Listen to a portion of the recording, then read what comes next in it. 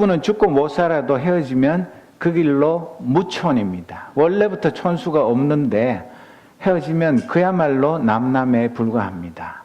그러나 아무리 부모 자식 사이가 나빠도 부모는 부모고 자식은 자식입니다. 그런데 이 자식이 부모보다 먼저 죽는 것, 그것이 가장 큰 불효인데, 어제가 바로 세월호 침몰 사건 2주기였습니다. 서울과 한국 곳곳, 세계 곳곳에서 이 세월호 2주기 행사가 열렸고, 서울에서는 많은 비가 내리는 가운데 사람들이 모여서 2년 전에 그 날을 기억하며 아직도 해결되지 않은 많은 문제를 안고 있는 이 세월호 침몰 사건에 대해서 가슴 아파하면서 그 문제 해결을 다짐하는 시간들을 가졌었습니다. 우리는 멀리 살고 있고 이 옥수수밭 가운데 살아도 우리도 내 조국의 내 형제 자매들의 아픔에 동참하는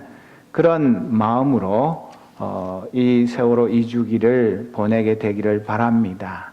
저는 이 세월호 침몰 사건 2주기를 맞으면서 정호승 시인이 쓴 슬픔이 기쁨에게라는 시를 떠올려서 여러분들과 같이 한번 읽어보고 싶은 마음입니다. 슬픔이 기쁨에게, 정호승. 나는 이제 너에게도 슬픔을 주겠다. 사랑보다 소중한 슬픔을 주겠다. 겨울밤 거리에서 귤 몇 개 놓고 살아온 추위와 떨고 있는 할머니에게 귤값을 깎으면서 기뻐하던 너를 위하여 나는 슬픔의 평등한 얼굴을 보여주겠다. 내가 어둠 속에서 너를 부를 때 단 한 번도 평등하게 웃어주지를 않은 가만히에 덮인 동사자가 다시 얼어 죽을 때 가만히 한 장조차 덮어주지 않은 무관심한 너의 사랑을 위해, 흘릴 줄 모르는 너의 눈물을 위해 나는 이제 너에게도 기다림을 주겠다. 이 세상에 내리던 한방눈을 멈추겠다.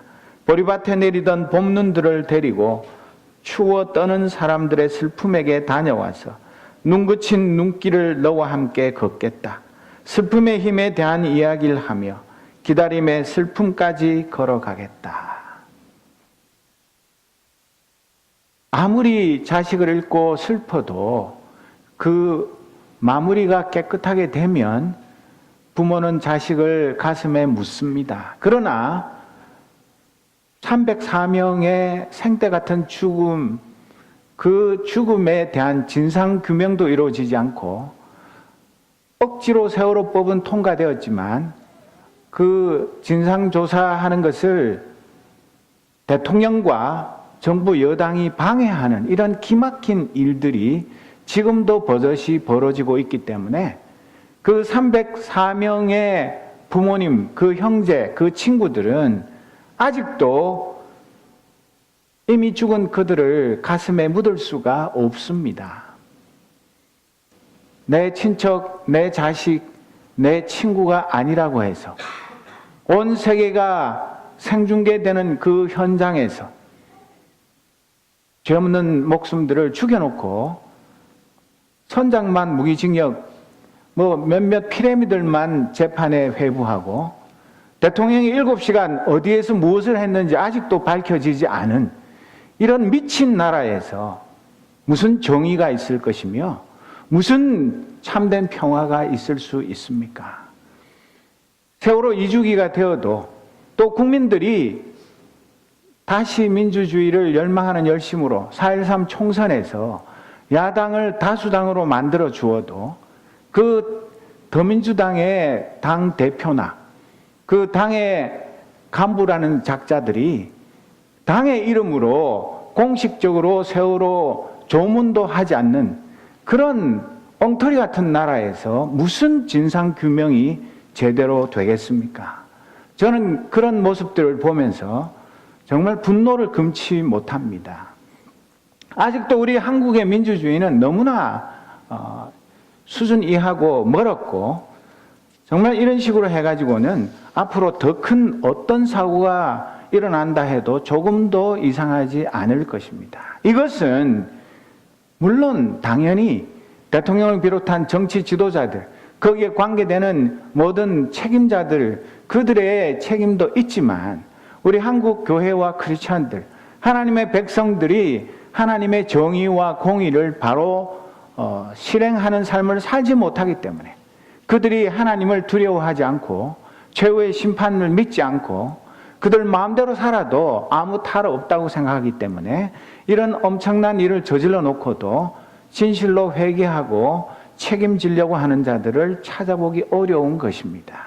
그렇기 때문에 우리는 이 세월호 2주기를 맞이하면서 정말 나는 책임이 없고 왜 책임지는 사람이 없는가, 그렇게만 생각할 것이 아니라 내가 이런 침몰 사건의 가장 큰 주범이라는 그런 마음으로 이 문제가 해결될 뿐만 아니라 우리나라의 참다운 민주주의와 평화, 그리고 안전한 나라가 되도록 하기 위해서 나는, 우리 교회는 무엇을 해야 할 것인지 그것을 물어보면서 하나님의 말씀 안에서 답을 찾아나가는 저와 여러분이 되기를 진심으로 소원합니다. 우리는 지난 2월 14일 주일에 성령 충만한 교회 공동체라는 말씀을 통해서 사도행전 2장 42절에서 47절에 나오는 초대교회의 모습을 살펴보았습니다. 그 초대교회의 성도들, 전혀 예상치 못했고 그저 해마다 있는 3번의 그 명절 중에 오순절, 그것을 지키기 위해서 전 세계 여러 나라에 흩어져 살던 경건한 유대인들이 모여서 함께 하나님께 예배하는 그 가운데에 구원의 약속을 기다리던 수많은 그 120명의 제자들, 그들이 하나님 앞에 간절히 성령 충만을 기도할 때에 성령 충만과 성령의 권능이 임하여서 그들이 나가서 담대히 복음을 전하여 초대교회가 세워졌을 때 그 초대교회 성도들은 첫 번째 계속 사도들의 가르침을 받고, 둘째 서로 교제하고, 셋째 성찬을 행하고, 넷째 오로지 기도하기에 힘썼습니다. 그리고 그 초대교회 성도들은 다 함께 모여서 예배하고 성도의 교제를 나누는 그런 신앙 공동체를 이루었습니다. 또 그들은 모든 것을 공동으로 소유했습니다.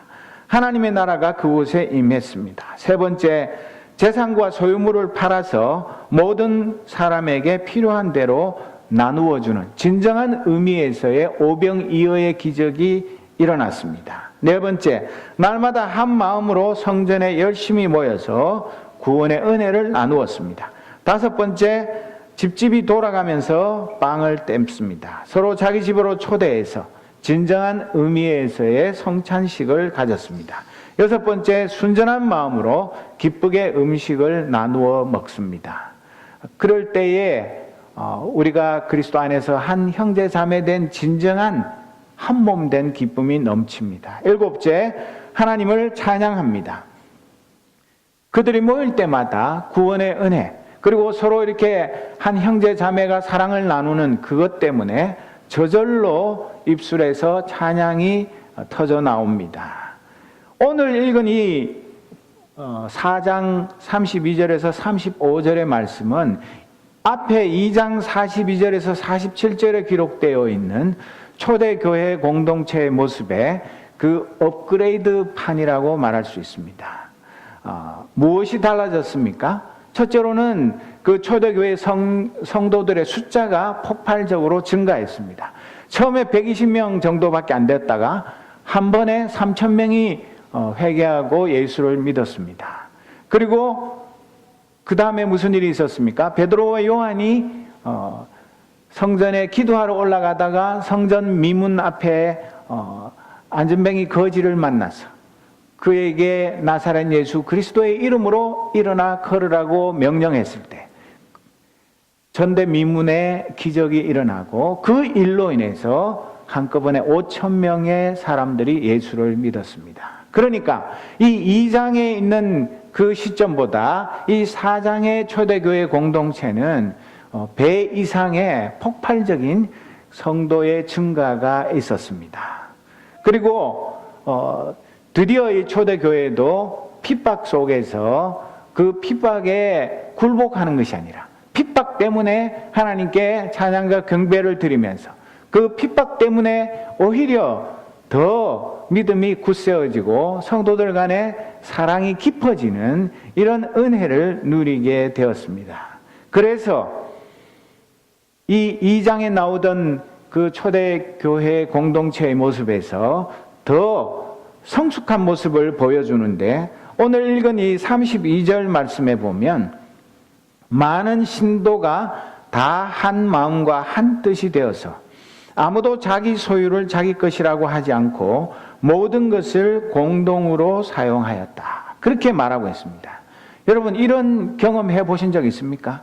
몇 명이 모였던 간에 우리 부모와 자식 사이도 아니고 친척도 아니고 몇십 년 동안 사귄 죽고 못 사는 친구 사이도 아니고, 여기 초대교회 공동체에 모인 사람들은 전 세계에서 몰려온 잘 알지 못하는 사람들입니다.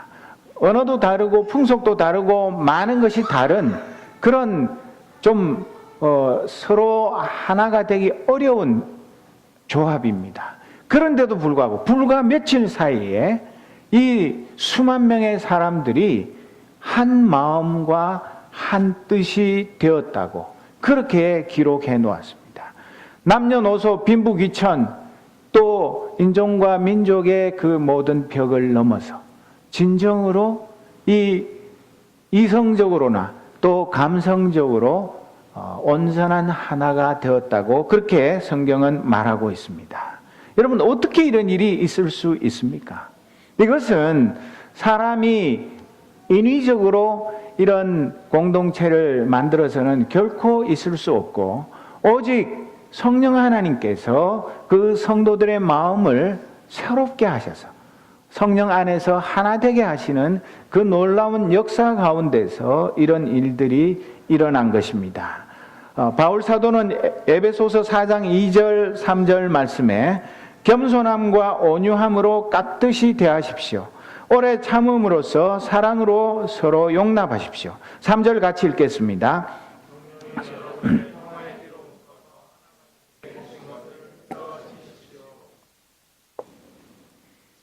사람의 설득력, 사람의 웅변술, 사람의 어떤 재주로는 불가능하지만 성령께서 모든 믿는 자들을 샬롬의 띠로 묶어서 하나가 되게 해 주십니다.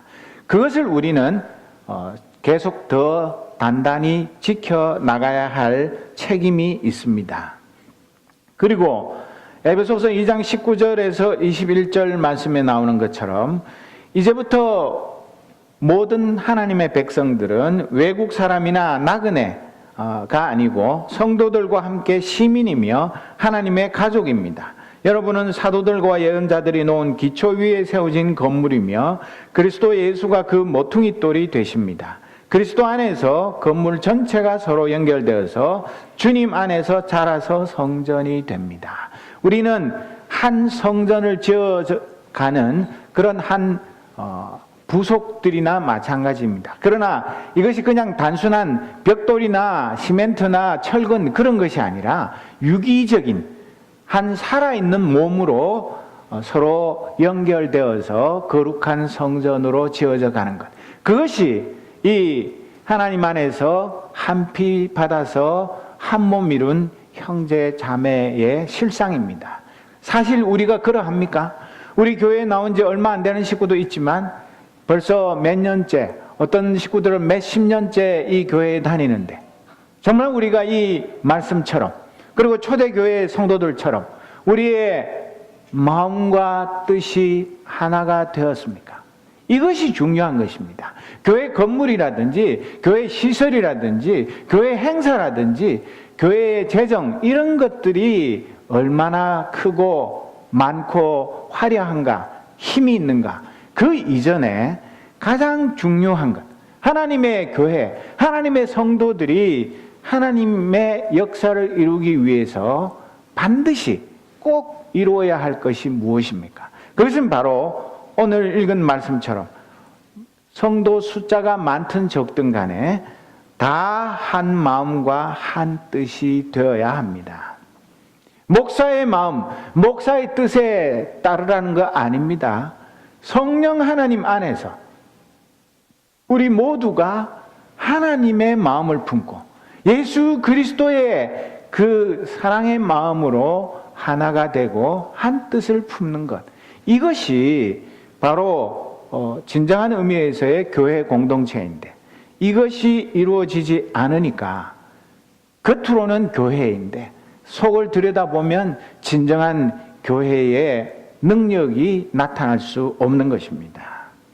정말 우리가 성령 안에서 한 마음과 한 뜻이 되면 그것은 바로 성령의 혁명, 우리의 영혼의 혁명이 일어나게 됩니다. 내 생각, 내 판단, 내 의지, 내 경험, 내 지식, 이것을 가치 판단의 기준으로 내세우는 것이 아니라 하나님의 말씀, 하나님의 뜻, 하나님의 그 원하시는 마음, 그것에 우리 모든 것들을 다 맞추게 됩니다. 그렇게 되면 이 우리 영혼 속에서 시작된 영혼의 혁명은 반드시 우리 생활의 혁명으로 이어지게 되어 있습니다. 머릿속에는, 우리의 가슴 속에는 성령으로 충만한데 우리의 일상생활 가운데 아무런 변화가 없다면 누가 우리가 성령 충만한 하나님의 백성이라는 것을 인정하고 믿겠습니까? 내가 마른 청산유수를 하고 내가 온갖 성령의 은사를 받아서 예언도 하고 방언도 하고 뭐 온갖 것들을 다 한다고 칩시다. 그러나 일상생활에 하나님의 뜻에 순종하는 생활혁명이 일어나지 않는 것, 그것은 내 말, 내 머릿속에 있는 것, 내가 받았다는 은혜, 그것이 진짜인지를 의심하게 하는 것입니다. 왜 교회들이 능력이 없습니까? 왜 크리스찬들이 사람들에게 인정받지 못합니까? 학벌이 짧아서? 인물이 못생겨서? 뭐 말을 잘 못해서? 남에게 사랑을 많이 베풀지 않아서? 그런 거 이전에 다 그만두고 이 세상에 믿지 않는 자들과 차별된 거룩하고 순결하고 하나님 보시기에 기뻐하실 만한 그런 삶의 변화가 없기 때문에 사람들이 뭐 너나 나나, 오히려 예수 믿는다는 사람들이 예수 안 믿는 사람들보다 나쁜 짓 더 많이 하는데 뭘 보고 믿으라는 것이냐, 그렇게 우리를 향해서 말할 때 뭐라고 대답할 수 있겠습니까? 어느 시대, 어느 상황을 막론하고 하나님의 말씀이 선포되고 그 말씀의 능력이 나타나서 죄인이 회개하고 하나님께로 돌아오는 구원의 역사가 나타나는 곳에는 반드시 이 영혼의 혁명과 생활의 혁명이 동시에 일어나게 되어 있습니다. 여러분, 32절 하반절에 아무도 자기 소유를 자기 것이라고 하지 않고 모든 것을 공동으로 사용하였다. 이게 아무리 하나님 말씀이지만 진짜 이런 일이 일어났다고 여러분 믿으십니까? 잠깐이든 뭐 어떻게 됐든 간에 정말 이런 일이 구체적으로 예루살렘에서 그 몇만 명의 사람들이 모인 초대교회 공동체 안에서 이런 일이 실제로 일어났다고 믿습니까? 그게 가능하다고 생각하십니까? 이거 비슷한 일이라도 한번 경험해 보셨습니까? 옛날이나 지금이나 내 것 귀하지 않은 사람 아무도 없습니다. 개인주의, 이기주의, 뭐 이름은 달라도 어떤 형태로든 자본주의, 그것을 벗어나서 진정으로 네 것 내 것 없이 있는 사람은 없는 사람에게, 없는 사람은 있는 사람의 것을 나누어서 아무 불편함 없이 눈치 보지 않고 서로가 참된 자유와 기쁨을 누리면서 모든 것을 공동으로 소유하는 이런 꿈만 같은 이런 세상이 이 초대교회 공동체 안에 실제로 일어났다는 것입니다. 여러분 한번 생각해 보십시오. 야, 그러면 돈 없고 가난한 사람들은 살판 났지만 부자들은 힘들었겠네. 뒤에도 보면 나오지만 집 팔고 밥 팔고 팔아가지고 주고 나는 빈털털이 되고, 없는 사람들은 졸지에 모든 것을 갖추게 되고, 야, 불공평하다. 뭐 없다가 많은 것들을 누리는 사람은 좋겠지만 있다가 자기 것을 남에게 퍼주고 빈손이 된 사람들은 그럼 뭐냐? 그런 것이 아닙니다. 모두가 성령 충만하여서 하나님의 은혜 가운데서 모두 다 똑같이 부자가 되는 이런 놀라운, 믿기 어려운 일들이 초대교회에서 일어난 것입니다. 그리고 이것이야말로 옛날에 하나님께서 에덴 동산을 만드셨을 때 이후에, 신라권 이후에 참된 새 에덴 동산의 그 모습을 우리에게 보여주는 것입니다. 여러분, 그것만 해도 어려운 일인데, 단지 가난한 사람들이 부자들에게 도움을 받아서 다 평등한 세상이 되었다, 그것만도 있을 수 없는 일이지만, 그것뿐이라면 굳이 초대교회 공동체가 우리가 그렇게 흠모할 만한 공동체가 아닐 것입니다. 그런데 33절을 보십시오. 33절은 사도들은 큰 능력으로 주 예수의 부활을 증언하였고 사람들은 모두 큰 은혜를 받았다. 그냥 먹고 사는 문제만 해결되고 멀리서 이 오순절 지키러 가장 간편한 차림으로 와가지고 이 생활을 하는데 여러 가지 불편한 것을 도움을 받는 그런 것으로 그쳤다면 그게 그렇게까지 우리가 흠모할 만한 것은 아니겠지만, 그 예루살렘 초대교회 공동체 안에는 그런 생활의 혁명뿐만 아니라 말씀의 그 은혜가 넘쳐서 사도들은 성령께서 주시는 큰 능력으로 주 예수의 부활을 증언하였고 거기에 모인 모든 사람들은 큰 은혜를 받았다.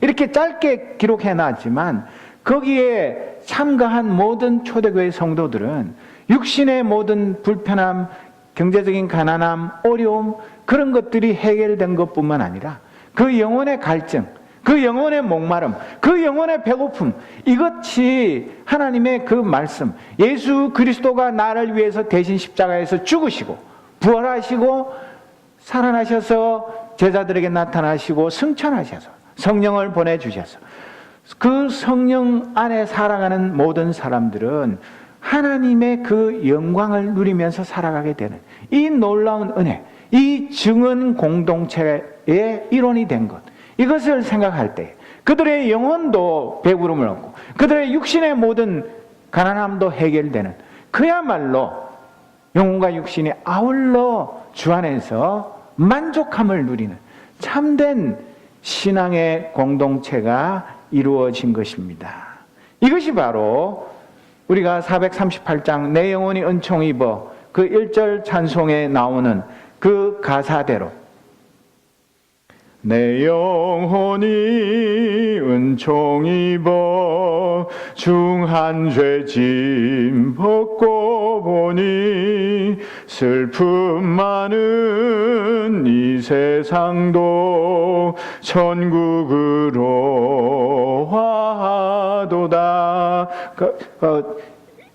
그 후렴은 같이 부르겠습니다. 할렐루야 찬양하세 내 모든 죄 사함받고 주 예수와 동행하니 그 어디나 하늘나라. 정말 우리의 일상생활 가운데서 2000년 전에 그 예루살렘에서 그 수만 명의 초대교회 공동체 안에서만 이런 기쁨과 행복을 누리게 되는 것이 아니라 그 하나님의 은혜, 예수 그리스도의 십자가 사랑, 그것으로 가득 찬 하나님의 백성들이 모인 곳은 어느 시대, 어느 지역에서나 똑같이 이 영혼의 만족함과 육신의 모든 것들이 해결되는 것, 이 영혼의 혁명과 생활의 혁명이 아울러 완성되는 그런 신앙 공동체가 이루어지는 것을 우리는 기독교 역사를 통해서 볼 수 있습니다. 그뿐만 아닙니다. 34절, 35절에 보면 그들 가운데는 가난한 사람이 한 사람도 없었다. 땅이나 집을 가진 사람들은 그것을 팔아서 그 판돈을 가져다가 사도들의 발 앞에 놓았고 사도들은 각 사람에게 필요에 따라 나누어 주었다. 누가 시켜서 이런 일이 있을 수 없는 일입니다. 그리고 몇 명이 이런 일에 동참했는지는 모릅니다. 이런 일을 할 수 있는 사람들은 예루살렘 성 안에 사는 사람들, 그 주변에 사는 몇 프로의 상류층의 부자들이 예수를 믿고 구원 얻은 감격 때문에 자기 그 여분의 집과 밭들을 팔아서 그 가난한 초대교회 성도들에게 아낌없이 나누어 주는 이런 일이 일어난 것입니다. 이것을 일반적으로 크리스찬 커뮤니즘이라고 부릅니다. 이 세상에 막시스트들이 주장하는 그런 그 커뮤니즘과 크리스찬 커뮤니즘은 근본적으로 다릅니다. 이 세속적인 공산주의자들이 말하는 커뮤니즘은 있는 자들의 것을 강제로 빼앗아서 똑같이 머리수대로 강제로 배분하는 그런 강제성이 반드시 수반되는 것이지만 오늘 이 성경이 증언하는 크리스찬 커뮤니즘은 자발적입니다. 누가 시킨 것 아닙니다.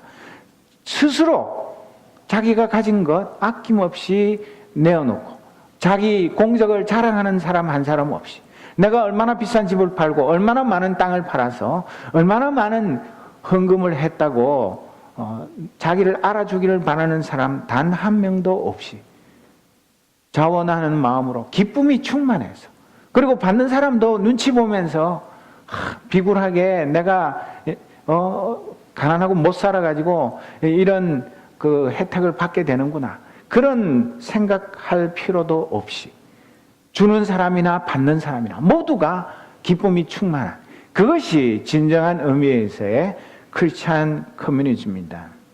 그리고 영어 단어에 benevolence라는 단어가 있는데 이 단어가 바로 오늘 이 사도행전 4장 32절에서 35절에 나오는 자발적으로 내 가진 것을 이웃들에게 아낌없이 나누어 주는 그것을 표현하는 단어입니다.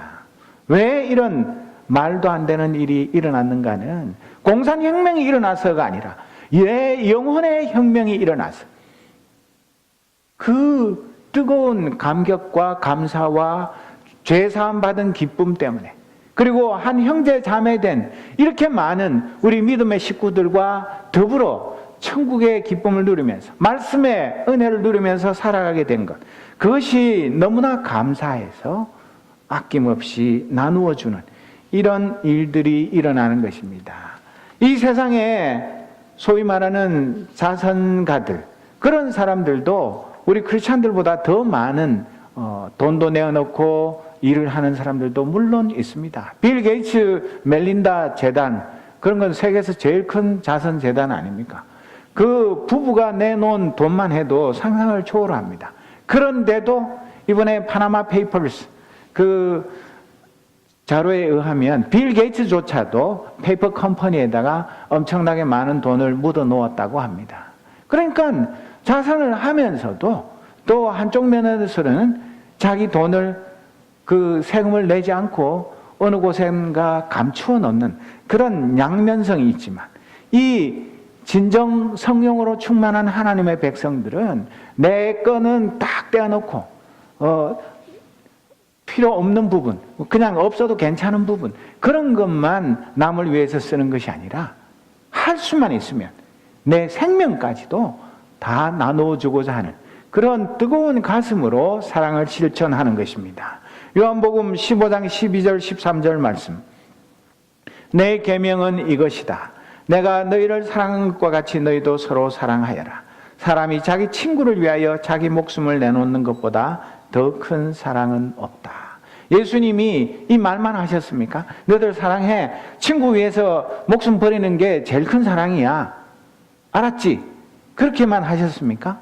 자기가 먼저 하나님의 아들이시면서 메시아이시면서 죄 없는 분이시면서 죄 많은 우리를 위해서 자기의 목숨까지 아낌없이 내어놓으시면서 너희들도 내가 너희들을 사랑한 것처럼 너희들끼리 서로 사랑하라고 말씀하셨습니다. 돈만, 물질만 가지고 사랑하는 것은 진정한 사랑이 아닙니다. 내 목숨도 아까워하지 않고 내 이웃을 위해서 내어줄 수 있는 그런 사랑이 진정한 사랑이 아니고 무엇입니까? 그것이 하루아침에 됩니까? 천만의 말씀입니다. 작은 사랑부터 꾸준히 연습하고 실천할 때에 점점 그 사랑이 더 깊어지고 더 넓어지고 더 높아질 때에 그것이 무르익었을 때에 우리가 이웃을 위해서 내 목숨도 내어놓을 수 있는 그런 성숙한 사랑의 사람으로 변화되어 갈 것입니다. 로마서 12장 15절 16절 말씀에 보면 기뻐하는 사람들과 함께 기뻐하고 우는 사람들과 함께 우십시오. 서로 한 마음이 되고 교만한 마음을 품지 말고 비천한 사람들과 함께 사귀고 스스로 지혜가 있는 채 하지 마십시오. 그렇게 권면하고 있습니다. 여러분, 기뻐하는 사람들과 함께 기뻐하는 것은 비교적 쉽습니다. 그렇죠? 결혼식에 또 아이 낳은데 돌잔치에 뭐 이런 데 가서 같이 기뻐하는 거 할 수 있습니다. 우는 사람과 함께 우는 거 쉽지 않습니다. 정말 연기가 아니라 진짜 우는 사람과 동병상련의 아픔을 느끼려면 그 사람이 자식을 잃고 우는 사람 같으면 내가 자식을 잃은 사람의 마음이 되어야만 그 사람과 함께 진정한 눈물을 흘리며 참된 위로를 나눌 수가 있게 됩니다. 내가 그런 어려움을 당했을 때 남이 내 친구 안 되어주는 건 서럽지만 내가 남이 함께 울어줄 사람을 찾을 때에 외면하면서 이율배반적인 그런 삶을 살기가 얼마나 쉽습니까? 서로 한 마음이 되는 것은 부부 사이에도 어렵습니다. 교만한 마음 품지 않는 것, 겸손한 마음 가지는 것, 사람 마음대로 되는 것 아닙니다. 비천한 사람들과 함께 사귀라고요? 내가 왜? 나보다 훨씬 더 잘 나가는 사람하고 사귈 시간도 없는데 나보다 훨씬 가난하고 낮고 천한 사람을 왜 사깁니까? 그 사람들에게 주님의 사랑이 필요하기 때문에 내가 낮아져서 그 사람들과 함께 주님의 사랑을 나누는 것, 그것이 우리에게 필요하고 스스로 지혜 있는 채 하지 말라는 것. 내 지혜를 남이 알아주지 않아서 그저 내 속에 있는 걸 그냥 남에게 자랑하기에 바쁜데 어떻게 지혜 있는 채 하지 않고 지낼 수가 있습니까? 이것은 성령께서 우리를 새 사람으로 만들지 않으면 순간적으로는 이 말씀에 순종할 수 있을지 몰라도 계속해서 이 말씀대로 살아가기는 너무나 어렵습니다. 예수님께서도 마태복음 11장 17절 말씀에 우리가 너희에게 피리를 불어도 너희는 춤을 추지 않았고 우리가 곡을 해도 너희는 울지 않았다. 그 예수님 시대를 한마디로 이렇게 요약하셨습니다. 지금은 예수님 시대보다도 더 마음이 차돌처럼 굳어서 남이 슬퍼하는데 꼭 중국에서만 불이 나서 사람이 죽는데도 열심히 동영상만 찍어가지고 욕을 바가지로 얻어먹는 그런 게 중국에만 있는 게 아닙니다. 바로 내가 남이 가슴을 치면서 슬퍼하는데 사랑하는 자식을 눈 뻔히 뜨고 물속에 빠져 죽는 것을 보면서도 아무것도 할 수 없는 그 찢어지는 부모의 마음을 이해하려고 하지 않고 내가 그런 일 안 당한 걸 다행으로만 생각하는 이런 마음으로는 우리 주님의 그 사랑의 마음을 결코 담을 수가 없을 것입니다. 우리 흔히 하는 말로 마틴 루터의 말을 인용을 하는데 마음의 회심과 정신의 회심이 인정받으려면 돈지갑의 회심이 따라야 한다. 그런 말을 합니다. 그리고 돈으로 살 수 없는 것 리스트 이렇게 쭉 나오는 거 여러분들 많이 보셨죠? 돈으로 침대는 살 수 있지만 잠은 살 수 없다. 돈으로 책은 살 수 있지만 지혜는 살 수 없다. 그렇게 쭉 내려가는데 보면 돈으로 종교는 살 수 있지만 무엇은 살 수 없다고요? 구원은 살 수 없습니다. 구원 돈으로 살 것 같으면 부자들 구원 못 얻을 사람 누가 있겠습니까? 또 돈으로 어디로든지 갈 수 있는 비행기표 살 수 있고 저 달나라나 화성 여행 티켓도 살 수 있는 세상이지만 돈으로 천국행 티켓은 살 수가 없습니다. 그거 뻔히 알면서도 우리는 돈을 하나님보다 더 사랑하고 돈 하다가 돌아버린 사람들이 얼마나 많습니까? 많은 크리스찬들조차도 우리가 비록 가난하지만 우리의 가난함 가운데서도 마음만 먹으면 이 초대교회 공동체처럼 내가 꼭 집을 팔고 밭은 팔지 않아도 하나님 내게 주신 시간과 내 젊음과 내 건강과 내 재능과 내게 주신 것 그거 조금만 이웃들에게 사랑으로 나누기만 하면 우리가 초대교회에 못지않는 그런 진정한 천국의 기쁨을 맛볼 수가 있습니다.